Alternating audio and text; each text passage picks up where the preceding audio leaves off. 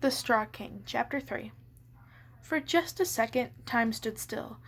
The lion and the scarecrow stared, gaping at Ginger's smoking pistol.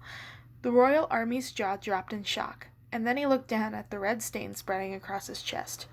He lifted one hand as if to touch the wound, his expression bewildered, and then, slowly, he toppled sideways and hit the ground with a thud, his eyes open. A glistening red pool spread outward from his inert body. The lion growled, but the scarecrow was speechless. In all of his reading, he has never heard of anything like this ever happening in the history of Oz. Battles, perhaps, but not cold-blooded murder. That was the domain of the witches. Over the years, a few people and animals have gotten caught in the crossfires of their seemingly internal battle of good versus wicked, but Ozians didn't kill other Ozians. Not like this. There was no time to think.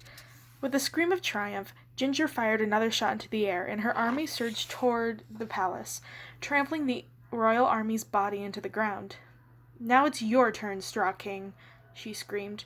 "You and everyone who serves you will bow to us, or die." "We have to get out of here," the scarecrow hissed, snapping to attention. The lion growled again and lashed his tail. "I say we fight," he snarled. Despite the seriousness of the situation, the scarecrow almost laughed.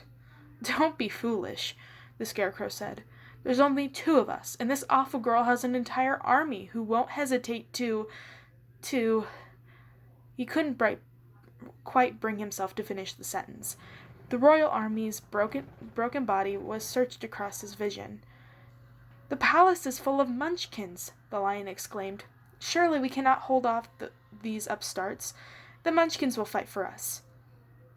Already, they could both hear screaming and crashing as the invaders made their way through the palace. The sounds of breaking glass and splintering wood filled the air. "The munchkins don't know how to fight," the scarecrow protested. "None of us do. No one's ever had to fight an invading army in the history of Oz."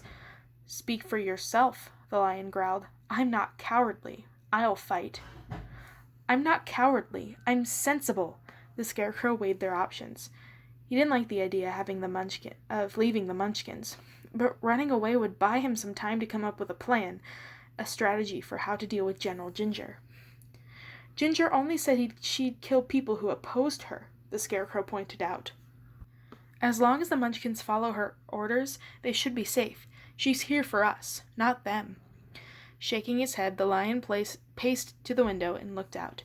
The courtyard was empty. All of Ginger's soldiers had poured into the castle already, and they hadn't bothered to leave a guard outside. The body of the royal army lay on the mud, where they had trampled him, broken and battered. Suddenly they heard a metal clattering on the stairs and a girl's voice yelling, "He's in here!" A chorus of bloodthirsty shouts followed her pronouncement. "Kill him!" someone else screamed. "Tear out his stuffing and burn it!" "Jump on my back," the lion barked. "What?" The door banged open so hard it slammed into the wall and splintered. The girls ran into the room, taking aim with their weapons. "Just do it!" roared the lion. The terrified scarecrow lurched forward, grabbing the lion's mane desperately. Even before he had swung his leg over to the lion's back, the lion leapt out of the window as bullets zinged past him. "Hold on!" the lion shouted, as the scarecrow shrieked wordlessly in fear. The ground rushed toward them at an unbelievable speed. The scarecrow would have covered his eyes, but then he'd had to let go of the lion's mane. The lion hit the ground with a thud that knocked the wind out of both of them, but there was no time to recover. Screaming girls hung out the windows they'd just jumped from, and bullets thud into the dirt all around them. Somehow the scarecrow had kept his deathly tight grip on the lion's mane during the landing. He could feel the lion's muscles bunching underneath him as his friend began to run. More soldiers out of the main gates of the palace, howling bloodthirsty cries and taking shots at the escapees. But they couldn't match the lion's speed. Soon their pursuers fell away behind them, and their warlike shrieks faded away to be replaced with the lion's hoarse, grasping breath. "Out of shape," he panted. But he continued to run until there was no sign at all of Ginger or her army, finally slowing to a walk when it was clear that they were well away from the castle. The scarecrow finally allowed his fingers to relax his grip on the lion's mane, and he slid from his friend's back and collapsed on the ground, too shaken to sit up. The lion sat down with a sigh, sprawling. We shouldn't rest long, he said.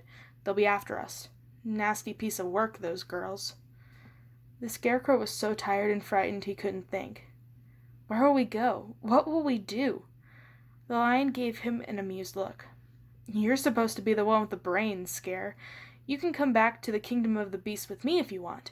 We'll be safe enough there, and you can figure out what this Ginger wants and where she came from. The Scarecrow shook his head. She said she wanted to rule Oz, he said, bewildered. But the Scarecrow said, I should be king. Isn't that enough? Apparently not, the Scarecrow rumbled. A thoughtful look crossed his face. Oz is changing, old friend, whether we like it or not. An invasion of the Emerald Palace? I've never heard of such a thing earlier, and I was a cub long before you were put on a pole in that cornfield. Even when people were dissatisfied with the wizard's rule, they never would have tried to oust him. But now? He chewed the end of his tail. You've spent all your time in the library, old friend. And not enough of letting the people of Oz know that you're their king. Ginger saw an opportunity and took it. She must have been plotting this ever since the wizard took power, but it wasn't until you took over the throne that she saw her chance.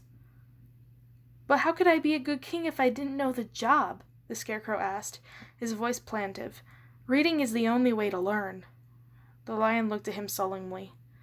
Maybe it's time you learn by doing, he said.